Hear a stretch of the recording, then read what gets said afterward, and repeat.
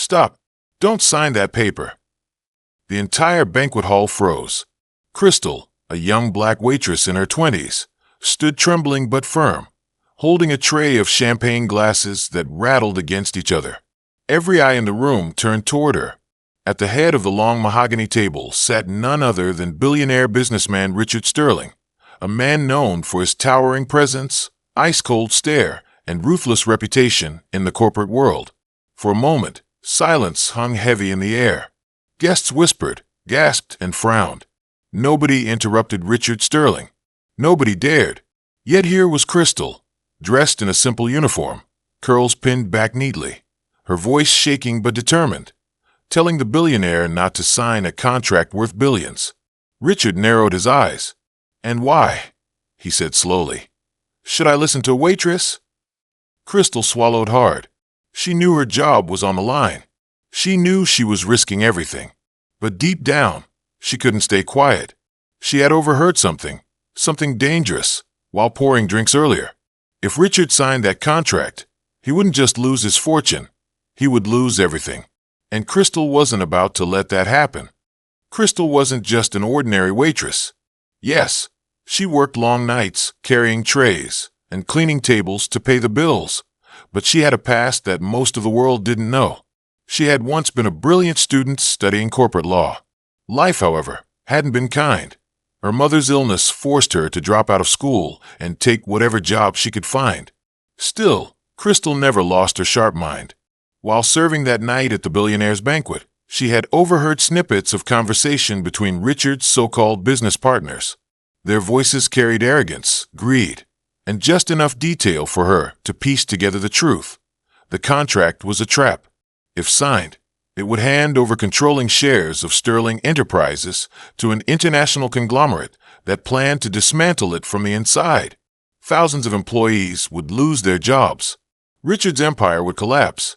The men presenting the contract smiled confidently, knowing Richard Sterling's pride would blind him. They never expected a waitress to be listening. But Crystal was, and she couldn't let it slide. Back in the hall, tension crackled like electricity. The wealthy investors shifted uncomfortably in their seats, and Richard's business advisors glared at Crystal with thinly veiled fury.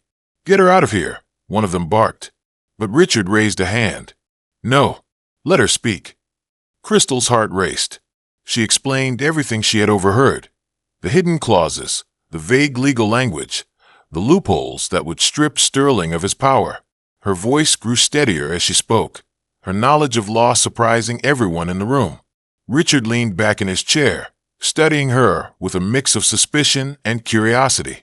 "You seem to know quite a lot for a waitress," he said. Crystal lifted her chin. "I was studying law before life got in the way. I may not have a degree, but I can recognize a trap when I see one. If you sign that, Mr. Sterling, you won't own your company by the end of the year."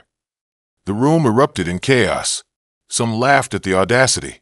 Others looked pale, realizing she might be right. And for the first time that evening, Richard Sterling hesitated. Instead of throwing her out, Richard slid the contract across the table toward Crystal. "Show me," he demanded. Crystal set down her tray and approached cautiously, the entire room watching her every move. She pointed out the hidden language in the contract, the clauses buried in legal jargon, the fine print designed to deceive. Her hand shook, but her words carried conviction. The more she revealed, the clearer it became. She was right. The partners had been trying to scam the billionaire, and without Crystal, he would have fallen straight into their trap. Richard's face darkened with rage as he realized the betrayal. He turned to his supposed allies, voice thundering through the hall. "Did you think I wouldn't find out? Did you think I was a fool?" Security rushed in, escorting the stunned conspirators out as the entire room buzzed with disbelief. And then came the twist nobody expected. Richard looked at Crystal, the young waitress who had just saved his empire, and said, "You don't belong carrying trays. You belong at the table." Overnight, Crystal's life changed. Richard Sterling didn't just thank her. He offered her a scholarship to finish law school, a position in his company, and a personal seat at his advisory board. The story made headlines across the nation. Waitress saves billionaire from signing away fortune. Reporters swarmed Crystal, but she never let fame get to her head. Instead, she used her new platform to inspire others, especially young women of color, to believe in themselves even when the world doubted them. As for Richard, his empire continued to grow, but he never forgot the young woman who had the courage to speak truth to power.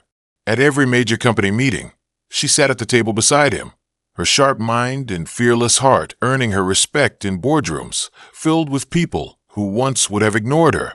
What started as one brave moment in a banquet hall had turned into a story that shocked the world. Crystal proved that sometimes the most powerful voices don't come from the ones with money or titles, but from those who refuse to stay silent when it matters most.